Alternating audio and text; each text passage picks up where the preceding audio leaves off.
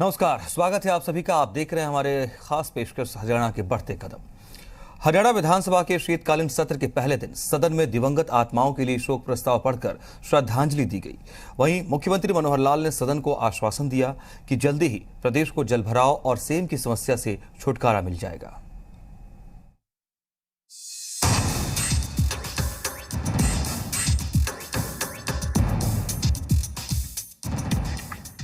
बीते शुक्रवार को हरियाणा विधानसभा शीतकालीन सत्र का आगाज हो गया। सत्र की शुरुआत में मुख्यमंत्री मनोहर लाल ने दिवंगत आत्माओं के लिए शोक प्रस्ताव पढ़कर उन्हें श्रद्धांजलि भेंट की। देश के पहले चीफ ऑफ डिफेंस स्टाफ शहीद जनरल बिपिन रावत और उनकी पत्नी श्रीमती मधुलिका रावत, पंचकुला जिले से ब्रिगेडियर लखविंदर सिंह लिड्डर समेत हेलीकॉप्टर क्रैश हादसे में शामिल सभी दिवंगत सैन्य अधिकारियों के शोक संदेश पढ़े गए और शोकाकुल परिवारों के प्रति हार्दिक संवेदना व्यक्त की गई। अध्यक्ष महोदय,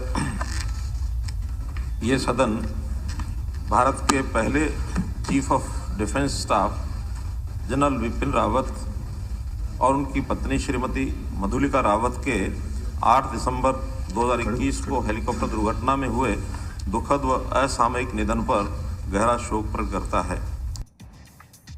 सदन में स्वतंत्रता सेनानियों के निधन पर भी शोक व्यक्त किया गया। इसी तरह देश की रक्षा करते हुए शहादत देने वाले हरियाणा के 16 वीर शहीदों को भी सदन में शत शत नमन किया गया। ये सदन उन सभी श्रद्धेय स्वतंत्रता सेनानियों के निधन पर गहरा शोक प्रकट करता है जिन्होंने देश की आज़ादी के संघर्ष में अपना बहुमूल्य योगदान दिया। ये सदन प्रदेश के उन वीर सैनिकों को अपना अश्रुपूर्ण नमन करता है जिन्होंने मातृभूमि की एकता और अखंडता की रक्षा के लिए अदम्य साहस और वीरता का परिचय देते हुए अपने प्राण न्यौछावर कर दिए। सत्र के पहले दिन एक सवाल का जवाब देते हुए मुख्यमंत्री मनोहर लाल ने सदन को आश्वस्त किया कि प्रदेश को जल्दी ही जलभराव और सेम की समस्या से छुटकारा मिलेगा। इसके लिए विस्तृत योजना बना ली गई है। मुख्यमंत्री मनोहर लाल ने बताया कि जनवरी महीने में पोर्टल के माध्यम से किसानों से आवेदन मांगे जाएंगे। जो किसान सबसे पहले रजिस्ट्रेशन करेगा वहां समस्या के समाधान के लिए काम शुरू किया जाएगा। में भी बजट का जो सेशन चला था उसमें मैंने स्वयं कहा था कि हमारा पहला टारगेट है 1 लाख एकड़ को उस जमीन को वाटर लॉगिंग से ठीक करना। अब उसमें थोड़ा कोविड का कह लीजिए या योजना में थोड़ा लेट हुआ, अब योजना बन गई है। ये दिसंबर के महीने में योजना का फाइनल स्वरूप आएगा। जनवरी में हम एक पोर्टल डालेंगे। पोर्टल पर जिन लोगों ने अपनी भूमि को पहले वाटर लॉगिंग से ठीक कराना है, क्योंकि 1 लाख से तो ज़्यादा जमीन 4-5 लाख एकड़ है ये, तो इसलिए सबसे पहले फेज में भी कराएंगे। उसमें आप उस एरिया के किसानों को ये कहें कि वो उसमें अप्लाई करें और अप्लाई करने के बाद उसका जो न जैसी भी वहाँ के प्रकार जैसा प्रकार है, ऊपर उठाना या पाइप डालना, पानी निकालना, सैलाइन वाटर, तो उसकी अपनी समस्याएं हैं। तो ये सारी योजना डिपार्टमेंट ने बना ली। विश्वविद्यालयों की स्वायत्तता के मुद्दे पर भी मुख्यमंत्री मनोहर लाल ने विपक्ष की आशंकाओं को दूर करने का काम किया। रजिस्ट्रार की नियुक्ति को वाइस चांसलर नहीं करता है और उसमें से जो बाकी नियुक्तियों के बारे में इसमें लिखा है, सिर्फ ग्रुप बी जो नंबर 1 पर लिखा है, फिर लिखा है रजिस्ट्रार पहले से ही करते हैं, फिर लिखा है नॉन टीचिंग ऑफिसर्स, फिर है ग्रुप सी और डी, फिर है असिस्टेंट प्रोफेसर। सिर्फ यहां तक असिस्टेंट प्रोफेसर तक है। इसके ऊपर की नियुक्तियां इस आधार पर नहीं है। वो जैसे पहले यूनिवर्सिटी करती है वैसे ही होंगे। मुख्यमंत्री मनोहर लाल सदन के भीतर हों या बाहर, उनके मन में हर वक्त जन कल्याण की धुन सवार रहती है। बता दें कि 17 दिसंबर से शुरू हुआ हरियाणा विधानसभा का शीतकालीन सत्र 22 दिसंबर तक चलेगा।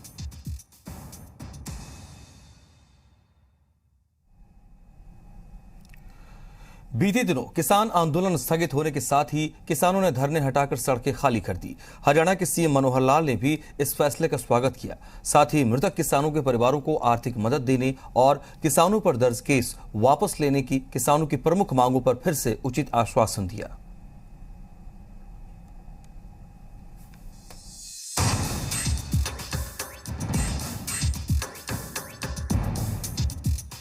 करीब 1 साल बाद किसान आंदोलन स्थगित होने के साथ ही किसानों ने घर वापसी की।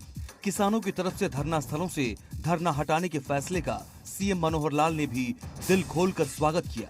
इसके साथ ही मुख्यमंत्री मनोहर लाल की तरफ से किसानों की मांगों पर एक बार फिर से उचित भरोसा दिया गया। आंदोलन के दौरान जान गंवाने वाले किसानों के परिवारों के लिए आंदोलनकारी सरकार से आर्थिक मदद की मांग कर चुके हैं, जिस पर सीएम मनोहर लाल ने कहा कि आंदोलन के दौरान जिन किसानों की मौत हुई है उनकी एक सूची किसानों ने सौंपी है, जिसकी वेरिफिकेशन पुलिस कर रही है। अभी चूंकि उन लोगों ने अपना एक निर्णय किया है, अच्छी बात है, मैं उसका स्वागत करता हूं कि आंदोलन को समाप्त किया है और सभी धरने उन्होंने उठा लिए हैं। अब उनसे बातचीत चल रही है कि कितने लोगों का उसमें नाम है जिनकी मृत्यु हुई है। ऐसा एक वेरिफिकेशन का काम हम करेंगे। जैसे वो सूची उनकी आएगी, उनकी सूची उन्होंने दी भी है, तो हमारे पुलिस डिपार्टमेंट उसका वेरीफाई करके और फिर उनके साथ बैठेंगे, तब तक करेंगे। आंदोलन के दौरान किसानों पर दर्ज मुकदमे भी वापस लिए जाएंगे। सरकार ये भरोसा किसानों को दे चुकी है। मुख्यमंत्री मनोहर लाल ने कहा कि सभी जिला उपायुक्तों और पुलिस अधीक्षकों को निर्देश दिए जा चुके हैं। अधिकारी रिपोर्ट तैयार कर रहे हैं कि कितने मुकदमे तुरंत वापस लिए जा सकते हैं। साथ ही कोर्ट में जा चुके केस भी वापस लेने पर कार्य किया जाएगा। मुकदमे वापस लेने की बात हमने कही है और उसमें भी सभी डिप्टी कमिश्नर्स और एसपीज, डीएज मिल करके और वहाँ रिपोर्ट बनाएंगे कि कितने मुकदमे तुरंत इमीडिएटली वापस लिए जा सकते हैं, कितने ऐसे हैं जो पहले कोर्ट में चले गए हैं, उनको कोर्ट के द्वारा वापस कराना पड़ेगा। तो उसमें कई प्रकार की कैटेगरीज हैं, उनका अलग अलग समय पर वापस होंगे। किसानों के धरने खत्म होने के साथ ही टोल प्लाजा भी खुल गए हैं। मुख्यमंत्री मनोहर लाल ने आश्वस्त किया कि टोल पहले की तरह चलेंगे और टोल शुल्क में बढ़ोतरी नहीं होगी। बता दें कि किसानों ने हरियाणा दिल्ली बॉर्डर पर 1 साल तक पड़ाव डाले रखा। उसके फेयर नहीं बढ़ने वाले हैं कोई, क्योंकि टोल तो पहले इनबिल्ट था सारी चीज़ों में। ये ठीक है कि कुछ टोल नहीं लिए जा रहे थे या टोल किसी और रूप में भी लोग उनसे कलेक्शन कर रहे होंगे, लेकिन कुल मिलाकर के उसका कोई किसी प्रकार का अंतर रेट्स पर नहीं पड़ने वाला है। किसान लगातार नए कृषि कानूनों को वापस लेने की मांग कर रहे थे। इस दौरान हरियाणा की मनोहर सरकार ने भी पूरा संयम बरतते हुए किसान हितैषी सरकार होने का परिचय दिया।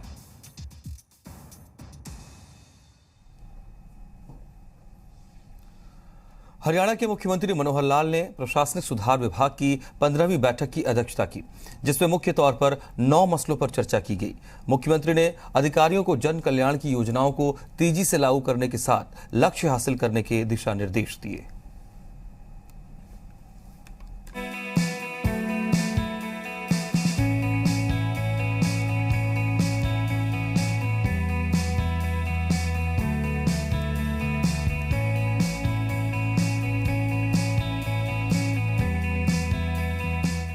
मुख्यमंत्री मनोहर लाल ने बीते रविवार को चंडीगढ़ में प्रशासनिक सुधार विभाग की 15वीं बैठक की अध्यक्षता की। इसमें उन्होंने लाल डोरा मुक्ति, स्वनिधि और कोविड रोकथाम कार्यक्रम समेत 9 योजनाओं की समीक्षा की। मुख्यमंत्री मनोहर लाल ने बताया कि प्रदेश सरकार कोविड संक्रमण रोकथाम को लेकर गंभीर और प्रयासरत है। अब तक राज्य में 91% लोगों को कोविड वैक्सीन का फर्स्ट डोज लगाया जा चुका है, जबकि 52% पात्र आबादी को दूसरा डोज लगाया जा चुका है। मुख्यमंत्री ने उम्मीद जताई कि 15 दिनों में राज्य कोविड टीकाकरण के लक्ष्य को हासिल कर लेगा। तो मुख्य रूप से आज 9 विषय जिसकी चर्चा पहले से अधिकारियों ने भी की है और उसमें जो कुछ बातें ध्यान में आई हैं उनको बता भी दिया गया है, जिसमें एक विषय स्वामित्व जो बहुत पहले से चल रहा है, लाल डोरे को समाप्त करने वाला विषय और लार्ज स्केल मैपिंग। इसी में दूसरा विषय कोविड-19 का जो वैक्सीनेशन है, डोज 1 प्राय उसका काम कंप्लीट हो गया। 91% लोगों को डोज 1 लग चुकी है। सेकेंड डोज 52% लोगों को लगाई जा चुकी है। तो इसमें भी तेज़ी ला करके मुझे लगता है कि अगले और एक 15 दिन में इसमें गति ला करके इसको पूरा किया जाएगा। बैठक में मुख्यमंत्री मनोहर लाल ने मेरी फसल मेरा ब्यौरा योजना के तहत जारी रजिस्ट्रेशन के कार्य की भी जानकारी ली। मुख्यमंत्री ने बताया कि इस बार 88 लाख एकड़ कृषि योग्य जमीन का रजिस्ट्रेशन करने का लक्ष्य रखा है। फिलहाल 12% रजिस्ट्रेशन का काम पूरा हो चुका है और जनवरी महीने तक पंजीकरण का कार्य चलेगा। मुख्यमंत्री ने बताया कि अंत्योदय योजना के तहत कुल 162 मेले लगाने का लक्ष्य रखा है, जिसके तहत 109 मेले आयोजित किए जा चुके हैं। इसके जरिए लोगों को आत्मनिर्भर बनाने और स्वरोजगार को बढ़ावा देने की कोशिश की जा रही है। मेरी फसल मेरा ब्यौरा उसका जो रजिस्ट्रेशन अभी जो फसल है नई लगाई गई है उसका काम शुरू हो गया है। 88 लाख एकड़ ज़मीन का रजिस्ट्रेशन ये हमारा टारगेट है। अभी तक क्योंकि शुरुआत हुई है तो 12% ही हुआ है, लेकिन उसमें समय पर वो हो जाए, तेज़ी लाने के लिए उसके लिए जनवरी महीने तक चलेगा, उसमें भी अलर्ट कर दिया गया है। अंत्योदय परिवार उत्थान मेला जो भी लगाए जा रहे हैं, 162 मेले लगने हैं, जिसमें से अभी तक 109 मेले लगाए जा चुके हैं। इन मेलों में भी बहुत अच्छा एक रिस्पांस मिल रहा है। मुख्यमंत्री मनोहर लाल ने सभी जिला उपायुक्तों को पीएनडीटी एक्ट सख्ती से लागू करते हुए बेटी बचाओ बेटी पढ़ाओ अभियान को तेजी से आगे बढ़ाने के आदेश दिए। मुख्यमंत्री ने कहा कि हरियाणा अगले साल 1000 पुरुषों पर 950 महिलाओं का टारगेट हासिल कर लेगा। कोविड की वजह से बेटी बचाओ बेटी पढ़ाओ अभियान की रफ्तार धीमी हुई थी। प्रदेश में लिंगानुपात 924 से गिरकर 910 पहुंच गया है, जिसे अगले साल बढ़ाकर 950 करने का लक्ष्य रखा गया है। बता दें कि हरियाणा में बेटी बचाओ बेटी पढ़ाओ अभियान का आगाज 2015 में किया गया था। तब प्रदेश में 1000 पुरुषों पर 871 महिलाएं थीं, लेकिन 5 साल में लिंगानुपात को बढ़ाकर 923 पहुंचाया गया। बेटी बचाओ बेटी पढ़ाओ ये जो कि कोविड का जो वर्ष था, उस कोविड के वर्ष में जितनी एनफोर्समेंट कानूनों की या बाकी चीज़ों की करने की आवश्यकता थी, उसमें थोड़ी ढिलाई थी। आज सबको आगाह कर दिया गया है कि बेटी बचाओ बेटी पढ़ाओ जो अभियान 2020 तक चल रहा था, उसी को उसी गति पर आगे करके, और जो संख्या जो 924 टच कर रही थी वो 910 पर आई है, लेकिन इसको हम 950 तक ले जाएंगे। तो इस अगले वर्ष में इस कमी को दूर करते हुए और इस टारगेट को हम अचीव करेंगे। मुख्यमंत्री मनोहर लाल की कोशिश का नतीजा है कि हरियाणा के हर घर में नल से जल पहुंच रहा है। हर घर नल योजना का 98% कार्य पूरा हो चुका है। मुख्यमंत्री ने उम्मीद जताई है कि 25 दिसंबर तक प्रदेश 100% का टारगेट हासिल कर लेगा। इसी तरह से स्वनिधि योजना के तहत स्ट्रीट वेंडर्स को बैंकों से लोन दिलाकर आत्मनिर्भर बनाया जा रहा है। हर घर नल से जल, ये भी लगभग 98% काम इसका पूरा हो गया है, और जो 2-1% काम बाकी बचा कुछ जिलों में, उन जिलों में भी इस 25 दिसंबर तक इसको पूरा कर दिया जाएगा, और ये भी एक 100% टारगेट हमारा अचीव होगा। स्वनिधि में जो स्ट्रीट वेंडर्स हैं 1,03,000 रजिस्टर हुए हैं, ये संख्या और बढ़ाई जाए, और हम तो केंद्र को एक सिफारिश करेंगे कि 50,000 से बढ़ा करके 1 लाख तक की भी एक लिमिट इनकी तय की जाए, लेकिन क्योंकि केंद्रीय स्कीम है तो केंद्रीय योजना में उसकी भी राशि बढ़ाने की बात हम करेंगे। बैठक में मुख्यमंत्री ने जिला उपायुक्तों से परिवार पहचान पत्र कार्यक्रम के तहत 1,80,000 से कम आय वाले परिवारों की इनकम वेरिफिकेशन के बारे में भी जानकारी ली। उन्होंने बताया कि अब सिर्फ 3rd फेज का इनकम वेरिफिकेशन का कार्य बाकी बचा है। इनकम वेरिफिकेशन जो परिवार पहचान पत्र के अंतर्गत चल रही है, फेज 1 का काम पूरा हो गया, फेज 2 का भी काम लगभग पूरा है, फेज 3 का काम अभी 50% हुआ है, उसको भी हम बहुत जल्दी पूरा करके, और हमारे जो 1,80,000 से नीचे के जितने परिवार हैं उनकी इनकम वेरिफिकेशन का काम, ये भी डिप्टी कमिश्नर को कहा है, इसको भी शीघ्रता इसको पूरा करें। तो ऐसे ये सब विषयों पर चर्चा हुई, और सब डिप्टी कमिश्नर्स ने एक अपने टारगेट पूरा करने के लिए विश्वास दिलाया है।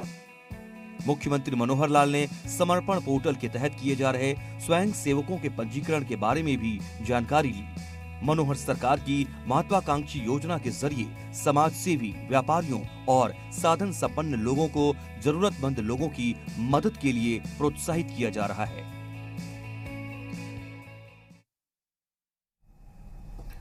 हरियाणा के मुख्यमंत्री मनोहर लाल बीते सोमवार को 2 दिवसीय वाराणसी दौरे पर पहुंचे। यहां उन्होंने काशी विश्वनाथ कॉरिडोर के लोकार्पण कार्यक्रम में शिरकत की, सांध्यकालीन गंगा आरती में हिस्सा लिया और दूसरे दिन पीएम मोदी संग बीजेपी शासित राज्यों के मुख्यमंत्रियों की बैठक में हरियाणा सरकार की कल्याणकारी योजनाओं और सुशासन के बारे में जानकारी दी। इसके बाद सीएम मनोहर लाल अयोध्या दौरे पर भी पहुंचे, जहां उन्होंने सरयू घाट, हनुमानगढ़ी में पूजा अर्चना की और रामलला के दर्शन किए। मेरी काशी आगे बढ़ रही है, अपने गौरव को फिर से नई भव्यता दे रही है। साथियों, काशी के बारे में मैं जितना बोलता हूं उतना डूबता जाता। बीते सोमवार को हरियाणा के मुख्यमंत्री मनोहर लाल 2 दिवसीय वाराणसी दौरे पर पहुंचे, जहां उनके साथ हिमाचल के मुख्यमंत्री जयराम ठाकुर भी मौजूद रहे।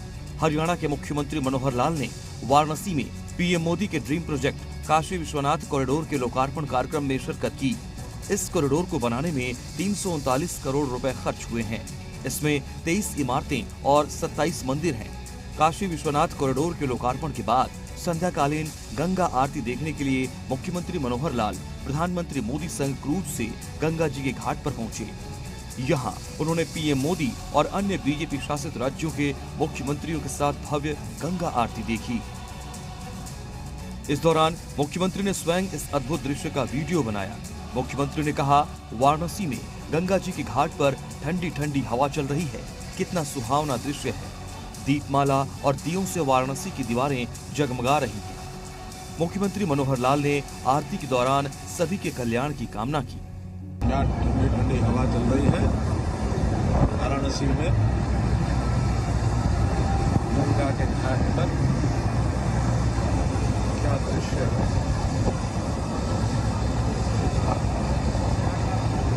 सुहावना जगमगाती हुई ये दीवारें गंगा घाट पर इस प्रकार से दीपमाला की गई है। अद्भुत नजारा ये देखते ही बनता है। वाराणसी दौरे के दूसरे दिन प्रधानमंत्री मोदी ने बीजेपी शासित राज्यों के 12 मुख्यमंत्री और 9 उप मुख्यमंत्री के साथ बैठक की, जिसमें सुशासन और विकास कार्यों पर चर्चा हुई। इस बैठक में हरियाणा के मुख्यमंत्री मनोहर लाल ने राज्य सरकार की कल्याणकारी योजनाओं के बारे में जानकारी दी। मुख्यमंत्री मनोहर लाल ने बताया कि परिवार पहचान पत्र, मुख्यमंत्री अंत्योदय परिवार उत्थान योजना समेत कई योजनाओं के जरिए हरियाणा वासियों के जीवन स्तर को ऊंचा उठाने का कार्य किया जा रहा है। वाराणसी के बाद हरियाणा के मुख्यमंत्री मनोहर लाल बीजेपी के राष्ट्रीय अध्यक्ष जेपी नड्डा संग भगवान राम की नगरी अयोध्या पहुंचे, जहां मुख्यमंत्री मनोहर लाल ने जेपी नड्डा संग सरयू घाट पर सरयू मां के जल का आचमन किया, जलाभिषेक और दुग्धाभिषेक किया और साथ ही पूजन अर्चन के साथ आरती भी उतारी। सरयू घाट पर पूजा अर्चना के बाद जेपी नड्डा के संग मुख्यमंत्री मनोहर लाल हनुमानगढ़ी मंदिर पहुंचे। यहां मुख्यमंत्री मनोहर लाल ने राम भक्त हनुमान के दर्शन किए, उनसे आशीर्वाद लिया और देश प्रदेश की खुशहाली के लिए कामना की। इस दौरान मुख्यमंत्री ने अध्यात्म और विकास को बढ़ावा देने वाले दौरे पर सवाल उठाने वाले विपक्ष को भी दो टूक जवाब दिया। देखिए, ये 2 दिन बहुत ही आनंद के क्षण रहे हैं और इस समय प्रभु रामचंद्र जी के रामलला के दर्शन करने के लिए हम जा रहे हैं और मैं कामना करता हूं कि इस प्रकार से बाबा विश्वनाथ प्रभु रामचंद्र जी की कृपा से इस देश की जनता का कल्याण हो। और राम मंदिर को लेकर सर क्या कहेंगे? रामलला के दर्शन के लिए आप जा रहे हैं, उसको लेकर क्या कहेंगे सर? देखिए, निश्चित रूप से वर्षों का ये जो संघर्ष है, ये वर्षों का संघर्ष एक परिणाम लेके आया है कि दोबारा से जो ये हजारों साल की गुलामी है उसको हम दूर करके और रामलला का ये आप जो आध्यात्म के साथ विकास की बात कर रहे हैं, इसको लेकर विपक्ष सवाल पूछ रहा है, क्या कहेंगे? देखिए, ये जिस विपक्ष को इतनी समझ नहीं है ऊंची राजनीति, ऊंची जो मानसिकता का जो रूप है उनका, उसी प्रकार से वो उनसे और कुछ अपेक्षा नहीं की जा सकती। रामनगरी अयोध्या में मुख्यमंत्री मनोहर लाल ने रामलला के दर्शन भी किए और भगवान राम में अपनी आस्था को जाहिर भी किया। इस तरह से मुख्यमंत्री मनोहर लाल ने आध्यात्म और विकास के मिश्रण वाले इस दौरे के अनुभव को जीवन का बेहद खास फल बताया।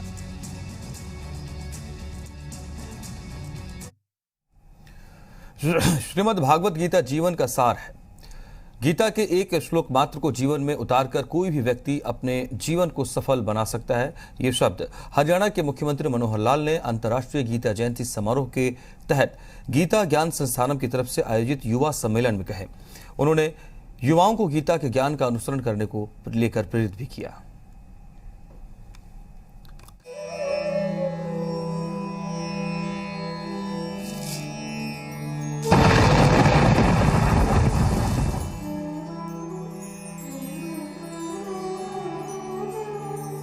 हरियाणा के मुख्यमंत्री मनोहर लाल ने कुरुक्षेत्र के गीता ज्ञान संस्थानम पहुंचकर जियो गीता सभागार का उद्घाटन किया, साथ ही गीता संग्रहालय का अवलोकन भी किया।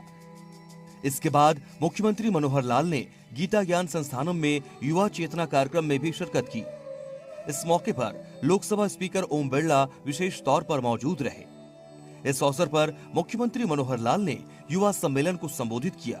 उन्होंने अपने संबोधन में कहा कि श्रीमद् भागवत गीता जीवन का सार है। गीता से हर व्यक्ति अपने जीवन में कुछ न कुछ सीख सकता है। मुख्यमंत्री ने आगे कहा, अगर गीता का एक श्लोक भी जीवन में उतार लिया जाए तो जीवन में बहुत बड़ा परिवर्तन आ सकता है। साथ ही बताया कि देश और प्रदेश वासियों के लिए बड़े सौभाग्य की बात है कि इस बार गीता जयंती के दिन इस उपदेश को 5158 वर्ष पूरे हो जाएंगे। गीता ये जीवन का सार है। गीता का संदेश भगवान कृष्ण ने केवल अर्जुन के लिए नहीं दिया था, बल्कि आज भी उतना ही प्रासंगिक है, मैं समझता हूं हम सबके लिए दिया था। और ये गीता का संदेश अपने जीवन में पूरे का पूरा उतर जाए तो इस जैसी तो बात नहीं, लेकिन अगर एक श्लोक भी ठीक से आपने जीवन में उतार लिया तो जीवन में बहुत बड़ा परिवर्तन आ सकता है। सदैव हम आशा से भर करके, तेज से भर करके, ऊर्जा से भर करके कर्म करने की प्रेरणा लेके आगे चलते रहेंगे। तो युवाओं के लिए आज के इस अवसर पर मैं इतनी ही बात कहूंगा कि गीता के सार को जीवन में उतारे। ये हमारे लिए भी उतना ही प्रासंगिक है जितना अर्जुन के लिए थी। मुख्यमंत्री मनोहर लाल ने गीता के उस श्लोक का खास तौर पर जिक्र किया जिसमें भगवान श्री कृष्ण ने अर्जुन को कर्म करो फल की चिंता मत करो का ज्ञान दिया था। अर्जुन महाभारत की रणभूमि कुरुक्षेत्र में हथियार डालकर खड़े थे। उन्होंने श्री कृष्ण से कहा कि वो अपने गुरु, भाई बंधु और पितामह पर हथियार नहीं चला सकती, जिसके बाद भगवान श्री कृष्ण ने उन्हें कर्म के सिद्धांत का बोध कराया। मुख्यमंत्री मनोहर लाल ने बताया कि भगवान श्री कृष्ण ने गीता के जरिए पूरी मानव जाति के लिए ये ज्ञान का रस दिया था जो आज के आधुनिक काल में भी प्रासंगिक है। दूसरे अध्याय का 47वां श्लोक, कर्मण्येवाधिकारस्ते मा फलेषु कदाचन, जिसके ऊपर आज एक पुस्तक का विमोचन किया है, इसको ही अगर ध्यान से देखा जाए तो कर्म करते चले जाओ, फल की चिंता मत करो, फल मिलेगा। कोई कर्म निष्फल नहीं जाता है, लेकिन उसकी चिंता नहीं करनी है, मिलेगा तो अपने आप मिलेगा। और जिसने जीवन में ये धारण कर लिया तो उसकी सारी चिंताएं खत्म हो जाएंगी, क्योंकि आज सबसे बड़ा कारण चिंता का वो फल की अपेक्षा है, क्योंकि मन बहुत चंचल है और अपेक्षा मानो क्या कर बैठे, उसका थोड़ा सा भी कम मिला तो असंतोष पैदा होगा, निराशा आएगी। लेकिन यदि हमने गीता के श्लोक पर थोड़ा भी ध्यान दिया तो निराशा दूर तक भी हमारे मन को छुएगी नहीं। अंतर्राष्ट्रीय गीता जयंती समारोह के तहत गीता ज्ञान संस्थानम में आयोजित युवा सम्मेलन में लोकसभा स्पीकर ओम बिरला, मुख्यमंत्री मनोहर लाल के अलावा हरियाणा विधानसभा के अध्यक्ष ज्ञानचंद गुप्ता, गीता मनीषी स्वामी ज्ञानानंद समेत कई सांसदों, मंत्रियों, विधायकों ने हिस्सा लिया। 2 दिसंबर से शुरू हुए अंतर्राष्ट्रीय गीता जयंती महोत्सव में 19 राज्यों की शिल्पकला और 15 राज्यों की लोक संस्कृति की झलक देखने को मिली।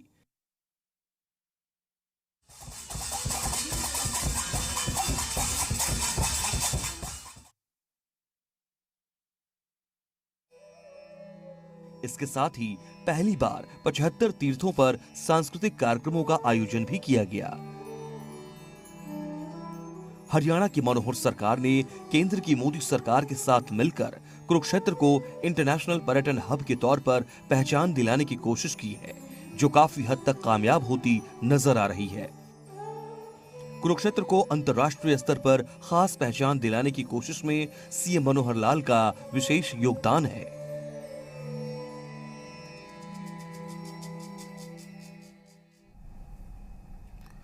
हरियाणा की मनोहर सरकार दिव्यांगजनों के जीवन को सरल बनाने का भरसक प्रयास कर रही है। इस कड़ी में अंतर्राष्ट्रीय दिव्यांगजन दिवस पर सीएम मनोहर लाल ने आजीवन दिव्यांग देखभाल गृह का शिलान्यास किया तो दिव्यांगजनों के लिए पोर्टल भी लॉन्च की।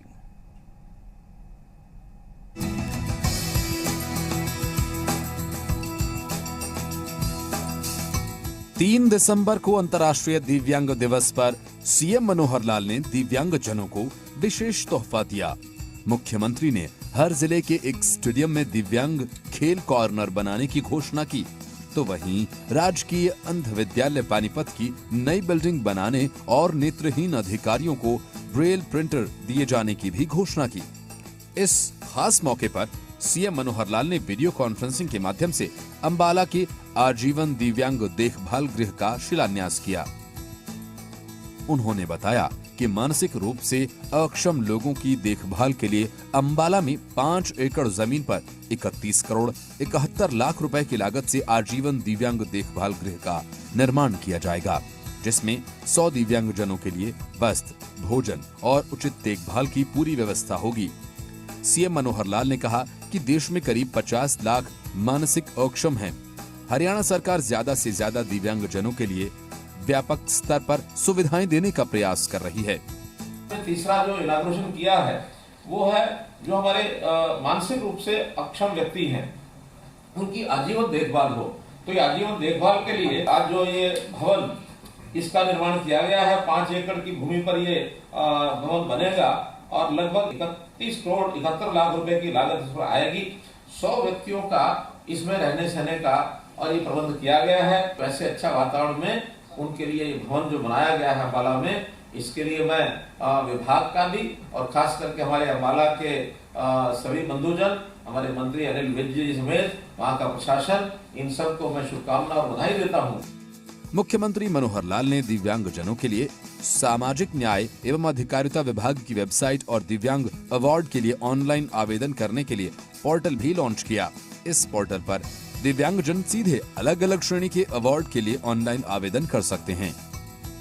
वेबसाइट का जो लॉन्च किया है, इस वेबसाइट के लॉन्चिंग में एक प्रकार से सब सूचनाएं अपने इन बंधुओं को मिल जाए और किसी प्रकार की कोई शिकायत उनको करनी है वो मिल जाए, वो उनकी हो जाए, तो एक सुविधा उनको ये मिले ताकि कहीं भी उनको दफ्तर में चक्कर ना काटने पड़े।